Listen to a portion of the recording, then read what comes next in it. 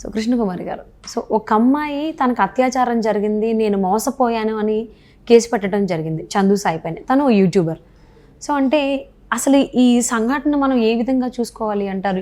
ఇప్పుడున్న జనరేషన్లో కూడా ఒక అమ్మాయిలాగా అత్యాచారానికి మోసానికి గురవ్వడం, మళ్ళీ ధైర్యం తెచ్చుకుని కేసు పెట్టడం అనేది ఎలా చూడాలి అంటారు? అసలు ఇప్పుడు మోసపోవడానికి ఎక్కువ అవకాశాలు ఉన్నాయి. ఇవాళ మామూలుగా పనులు చేసుకోవడానికి, వాళ్ళ వృత్తుల్లో వాళ్ళు రాణించడానికి రకరకాల అవకాశాలు ఉన్నాయి ఇవాళ సమాజంలో. ఈ అవకాశాలు ఎన్నున్నాయో అన్ని రకాలుగా దోపిడీ అవ్వడానికి కూడా ఆస్కారం ఉన్న పరిస్థితులు ఉన్నాయి ఇవాళ.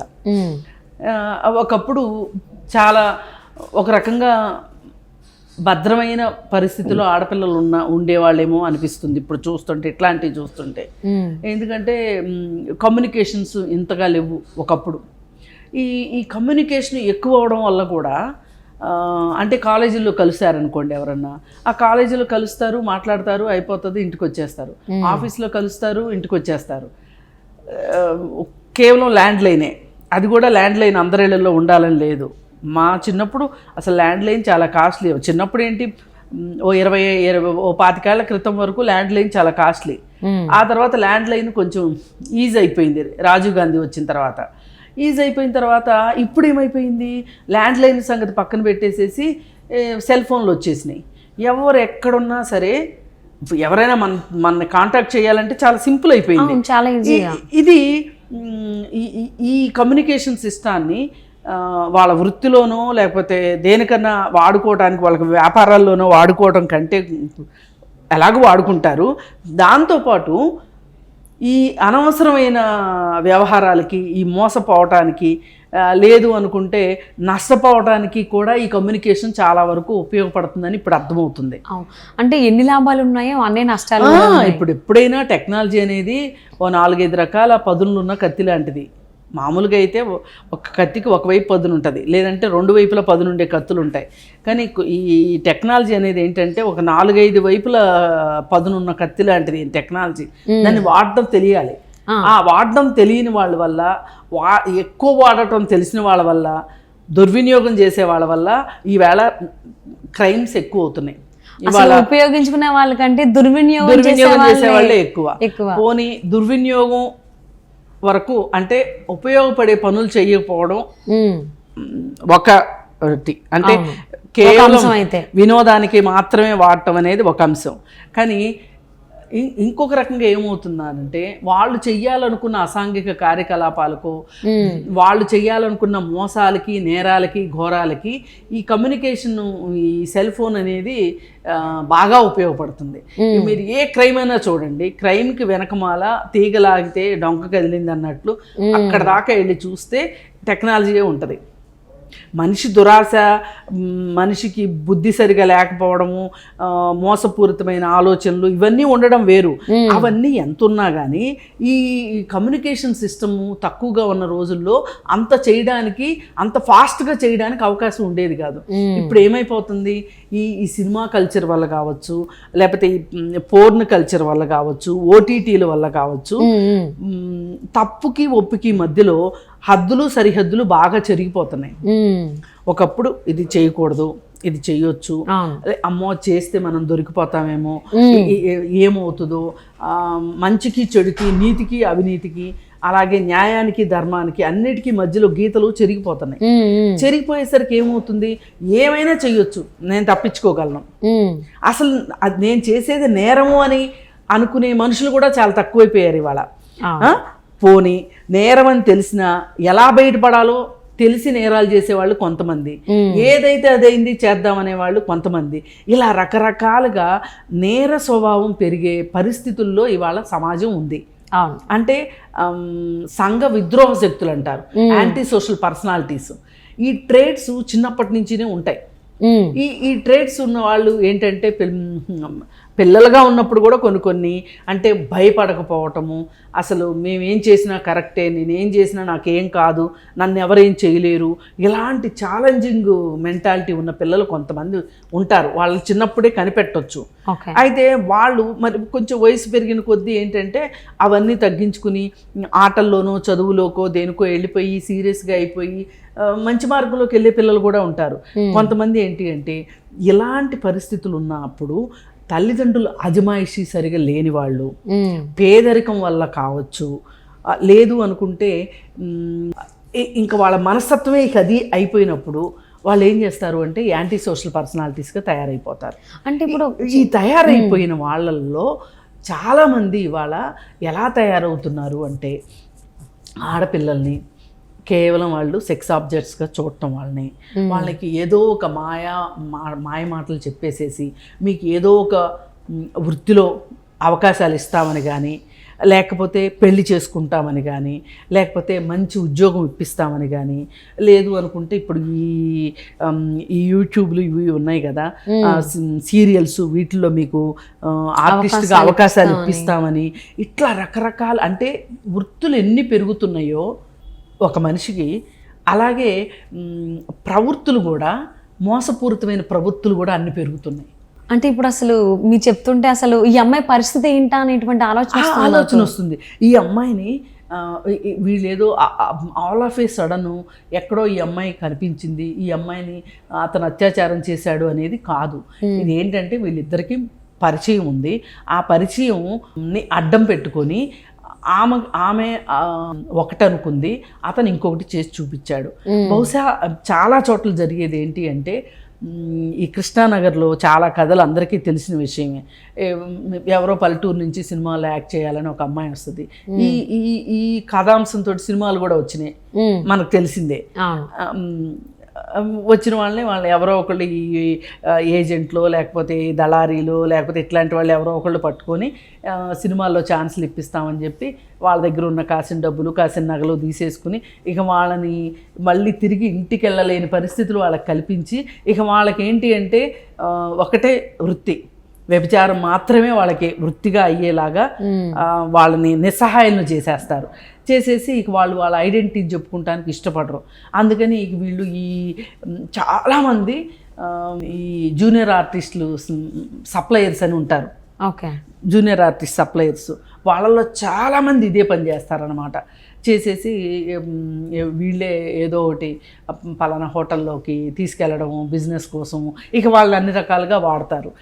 అయితే ఇప్పుడు ఇదివరకు ఏం చేసేవాళ్ళు అంటే నా ఐడెంటిటీ బయటకు వస్తుందని కానీ, ఏదన్నా ఒక భయంతో ఎలాంటివి జరిగినా చట్టం దగ్గరికి, పోలీస్ స్టేషన్కి వెళ్ళడానికి భయపడేవాళ్ళ ఆడపిల్లలు. ఇవాళ ఆడపిల్లలు ఎలా ఉన్నారు అంటే, నాకు ఈ అబద్ధం చెప్పావు, నువ్వు నాకు ఇది చేస్తానన్నావు, నాతో సహజీవనం చేసి పెళ్లి చేసుకుంటానని చెప్పావా, లేకపోతే నాకేమైనా అవకాశాలు ఇప్పిస్తానని చెప్పావా, ఏదో ఒకటి చెప్పి నన్ను మాయ చేశావు, నన్ను ఒక రకంగా నీ ఇష్టాలకి అనుకూలంగా నన్ను వినియోగించుకున్నావు అనే విషయం దగ్గరికి వచ్చేసరికి ఆడపిల్లలు వచ్చి కొంతమంది, అందరూ కాదు కొంతమంది వచ్చి కంప్లైంట్ ఇస్తున్నారు. ఇప్పుడు దీంట్లో ఏంటి అంటే మరి ఇంకా పోలీస్ స్టేషన్కి కథ చేరిన తర్వాత మరి ఈ అమ్మాయికి నీకు పరిచయం ఉంది కదా, మరి ఇలా జరిగింది కదా, మరి ఏంటి ఈ అమ్మాయికి ఏమి న్యాయం చేస్తావు అంటే, నేనేమీ చేయాలనుకోవట్లేదు, నేనేమీ చేయను, మీరు ఏం చేసుకుంటారో అది చేసుకోండి అన్నట్లుగా మాట్లాడితే ఇంకా వాళ్ళు కేసు కట్టేసేసి కోర్టుకి ప్రొడ్యూస్ చేసేస్తారు, అతన్ని రిమాండ్కి ఇచ్చేస్తారు. ఇక అతను కోర్టులో బెయిల్ కోసం అప్లై చేసుకుని బెయిల్ తెచ్చుకోవాలన్నమాట. ఇలా జనరల్గా ఇలా చాలా కేసులు చూస్తున్నాం మనం. ఇప్పుడు నేను ఫ్యామిలీ కౌన్సిలింగ్లు చేసేటప్పుడు కూడా చాలామంది సహజీవనం చేస్తూ సహజీవనాన్ని కూడా ఒక రకంగా వివాహబంధంగా పరిగణించవచ్చు అని చెప్పి సుప్రీంకోర్టు కూడా తీర్పిచ్చింది. అందుకని ఏంటంటే డొమెస్టిక్ వైలెన్స్ కూడా ఇక్కడ అట్రాక్ట్ అవుతుంది. ఓకే, ఇప్పుడు పెళ్ళైన భార్యాభర్తకో లేకపోతే కుటుంబంలోనే ఉన్న విత్ ఇన్ ద ఫ్యామిలీలోనే డొమెస్టిక్ వైలెన్స్ కాదు, సహజీవనంలో ఉన్నా సరే డొమెస్టిక్ వైలెన్స్ కేసు పెట్టవచ్చు ఒక స్త్రీ పురుషుడి మీద. అయితే అలాంటి కేసులు వచ్చేవి మా దగ్గరికి. వచ్చినప్పుడు అసలు ఎందుకమ్మా, అసలు సహజీవనం ఎందుకు, మీరు పెళ్ళి ఎందుకు చేసుకోలేదు, ఇప్పుడు అటు పెద్దవాళ్ళకి ఇటు పెద్దవాళ్ళతోటి మాట్లాడి మీరు పెళ్లి చేసుకుని ఉంటే ఇంకొంచెం భద్రత ఉండేది కదా అని చెప్తే, చేసుకుంటానని చెప్పాడండి, చెప్పి ఎన్ని రోజులకి చేసుకోవట్లేదు, ఇలా కొన్ని రోజులు ఇలా అయిన తర్వాత అంటే వీళ్ళు ఎప్పుడు వచ్చేవాళ్ళు అంటే పెళ్లి చేసుకుంటానని కలిసి ఉండి ఇతను ఈ అమ్మాయిని ఎలాగోలా వదిలించేసుకుని ఇంట్లో వాళ్ళు చూసిన పెళ్లి చేసుకోవడానికి అతను సిద్ధం అవుతున్నాడు అని తెలిసినప్పుడు ఈ అమ్మాయి పోలీస్ స్టేషన్కి వస్తుంది అనమాట. ఓకే, అంటే ఇది 420 కింద వస్తుంది ఈ కేసు. 354, 420 ఇవన్నీ అట్రాక్ట్ అవుతాయి ఇప్పుడు ఇతని మీద, యూట్యూబర్స్ చందు మీద.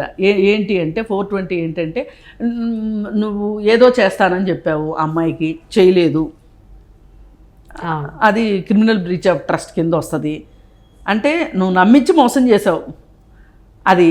అలాగే 354 అంటే లైంగికంగా ఆమెని వేధించటము, లేకపోతే అమ్మాయిని ఏమన్నా భయపెట్టాడు, ఫోటోలు అయ్యి పెట్టుకొని నువ్వెవరికన్నా చెప్పావంటే ఈ ఫోటోలు చూపిస్తానని బెదిరించే వాళ్ళు కూడా ఎక్కువైపోయారు ఈ మధ్య, చాలా ఎక్కువైపోయారు. అది నిర్భయ 354 ABCD వర్తిస్తాయి అనమాట ఇట్లాంటి వాళ్ళకి. సరే, ఈ కేసులన్నీ పెట్టారు కాబట్టి, ఇవన్నీ ఉన్నాయి కాబట్టి ఆ అమ్మాయి చెప్పిన అభియోగాలు, దానికి సంబంధించి ఆధారాలు కూడా ఉంటున్నాయి ఇప్పుడు. ఎందుకంటే సెల్ ఫోన్లో వీళ్ళు వాట్సాప్ చాట్స్ చేసుకుంటూ ఉంటారు. వాట్సాప్ చాట్లో ఈ అమ్మాయి అతన్ని ఎంత నమ్మింది, ఆ అబ్బాయి ఈ అమ్మాయిని ఎంత మోసం చేశాడు అనేది ఒక క్లారిటీ వచ్చేస్తుంది పోలీస్ స్టేషన్లో. మరి ఇవన్నీ ఇలా ఉన్నప్పుడు పోనీ ఆ అమ్మాయి ఏం అడుగుతుంది, నీ మీద కేసు పెట్టనంటుంది, పెళ్లి చేసుకోమని అడుగుతుంది. మరి పెళ్లి చేసుకుంటావా? లేదు అనుకుంటే ఆ అమ్మాయి డబ్బులు ఇచ్చింది అంట నీకు. ఆడపిల్లలు డబ్బులు కూడా ఇస్తారు, వీళ్ళకి డబ్బులు నగలు అన్నీ ఇస్తూ ఉంటారు. ఇవన్నీ వాడేసేసుకుంటారు. ఈ తిరిగి ఇవ్వాలి అంటే నువ్వు నాతో ఉండాలి అని మాట్లాడే వాళ్ళు ఉంటారు. అలాగే సన్నిహితంగా ఉన్నప్పుడు ఫోటోలు తీసి పెట్టుకుంటారు వాటిని. ఈ ఫోటోలు నీకు ఇచ్చేసేయాలి అంటే నువ్వు ఇంకొంచెం డబ్బులు తీసుకురా. అసలు ఇది ఎంత దూరం వెళ్తుందంటే ఒక్కోసారి తనతోనే కాకుండా తన స్నేహితులతో కూడా ఉండమని అడుగుతారు ఈ ఫోటోలు తిరిగి ఇచ్చేయటానికి. అలా ఉన్న తర్వాత కూడా ఫోటోలు ఇవ్వని కేసులు ఉంటాయి. ఇట్లాంటివి జరుగుతూ ఉంటాయి. ఇట్లాంటి వాటిల్లో ఈ చందు సాయి ఏమి తక్కువ తిన్నాడని నేనైతే అనుకోను. ఇలాంటి కేసుల్లో మ్యాక్సిమం జరిగేది ఏంటి అంటే వీళ్ళు కాస్త అందంగా ఉండడం, బాగా మాటకారితనం ఉండడం. ఇప్పుడు యూట్యూబ్లో నడుపుతున్నారంటే ఆ మాత్రం తెలివితేటలు ఉంటాయి, ఆ మాత్రం మాటకారితనం ఉంటుంది కదా. ఇవన్నీ చూపించి అసలు నేను ఎంతోమందికి ఉపాధి ఇచ్చాను, నేను ఎంతోమంది స్టార్లను చేశాను, నాకు వాళ్ళు తెలుసు వీళ్ళు తెలుసు, ఇవన్నీ చెప్పి మోసం చేయటం అన్నమాట. మోసపూరితమైన కుట్ర చేస్తారనమాట. కేవలం 4 రోజులు వాళ్ళతోటి ఉండటం కోసం మాత్రమే ఇలా మాయ చేయడం జరుగుతుంది, మాయ మాటలు చెప్పడం జరుగుతుంది. అందుకని ఇంతకుముందు కూడా సుహాసినినా ఏదో ఉంది, ఒక యాక్టర్ సుహాసినినే అనుకుంటా, అష్టాచమ్మ సినిమాలో కూడా ఉంది ఆ అమ్మాయి. ఆ అమ్మాయి చనిపోయింది, సూసైడ్ చేసుకుని చనిపోయింది. ఈ రోజుకి తేళ్ళ నిజంగా అమ్మాయి సూసైడ్ చేసుకుందా లేకపోతే అతను చంపాడా అనేది. ప్రత్యూషది కూడా సేమ్ అదే, చాలా ఇయర్స్ బ్యాక్ అది ప్రత్యూష చాలా ఇయర్స్ బ్యాక్. ఇవన్నీ చూసుకుంటే ఎలా ఉంటుందంటే ఆడపిల్లలు నిజంగా చాలా అమాయకంగా పల్లెటూరుల నుంచి సిటీకి వచ్చి ఈ కల్చర్ షాక్ ఉంటుంది వాళ్ళకి. ఎవరిని నమ్మాలో ఎవరిని నమ్మకూడదో తెలియదు. అట్లాంటప్పుడు వీళ్ళు చాలా ఎక్కువ మాటలు చెప్పేసేసి వాళ్ళని మామూలుగా అయితే లోపరుచుకోవడం అంటారు. చాలా ఏది ఏమైనా బాధ కలిగించే విషయం ఏంటి అంటే అసలు నేను ఇలా చేస్తే ఆ అమ్మాయి జీవితం ఏంటి, అసలు ఇలాంటి పనే నా చెల్లెలకి జరిగితే నేను అలా ఆలోచిస్తాను, పోనీ ఆ అమ్మాయి స్థానంలో నేను ఉంటే నేను ఎంత బాధపడతాను అని ఆలోచించగలిగిన స్థాయి ఉన్నవాళ్ళు ఇప్పుడు చాలామందిలో నేర మనస్తత్వం ఉంటుందండి. కానీ చేస్తే ఏమవుతుందో అని భయపడేవాళ్ళు కొంతమంది ఉంటారు, అరే చెయ్యకూడదు అనేవాళ్ళు కొంతమంది ఉంటారు. ఇట్లా రకరకాల కారణాలతోటి వాళ్ళ నేర మనస్తత్వాన్ని వాళ్ళే అణుచుకుని మంచివాళ్ళుగా మిగిలిపోతారు. కానీ సో అసలు ఎవరి మనస్తత్వాలు ఎలా ఉంటాయని చెప్పేసి ఎవరు గెస్ చేయలేము. కొంతసేపు జర్నీ చేస్తేనే తెలుస్తుంది. పాపం ఈ అమ్మాయి యూట్యూబర్ చందు సాయి అయితే నమ్మి మోసపోయింది అనేది తను బయటికి ధైర్యంగా చెప్పగలిగింది, మనస్తాపం చెంది సూసైడ్ అలాంటివి ఏం చేసుకోకుండా. సో తనకైతే న్యాయం జరగాలి. ఈ సందర్భంగా ఎవరైనా ఇలా నష్టపోయిన ఆడపిల్లలు ఎవరన్నా ఉంటే ధైర్యంగా మీరు ముందుకు రండి, మాట్లాడండి, నిశ్శబ్దాన్ని ఛేదించండి, నిశ్శబ్దాన్ని బ్రేక్ చెయ్యండి. మీరు చెప్పండి, ఏమి కాదు, ఏ పరువు పోతుందను అదను ఇదను. మీరు ఒక నేరస్తుణ్ణి దాచిపెట్టిన వాళ్ళు అవుతారు పరువు కోసం ఆలోచించి. ధైర్యంగా మీరు ఎలా అయితే చిన్న చిన్న టౌన్స్ నుంచో లేదా పల్లెటూరు నుంచో సిటీకి వచ్చి బతకాలనుకున్నారు అంటే ఇక్కడ దాకా రావడమే ఒక ముందడుగు. అలాంటప్పుడు మీరు ధైర్యంగా ఉండండి. ధైర్యంగా ఉండి మీకు అన్యాయం జరిగితే మటుకు మీరు అన్యాయాన్ని మటుకు సహించొద్దు. తప్పకుండా అండి. మీ మాటలు చాలా మంది ఆడవాళ్ళు ధైర్యం నింపాలని మనస్ఫూర్తిగా కోరుకుంటూ thank you so much for spending your valuable time with us అండి. Thank you.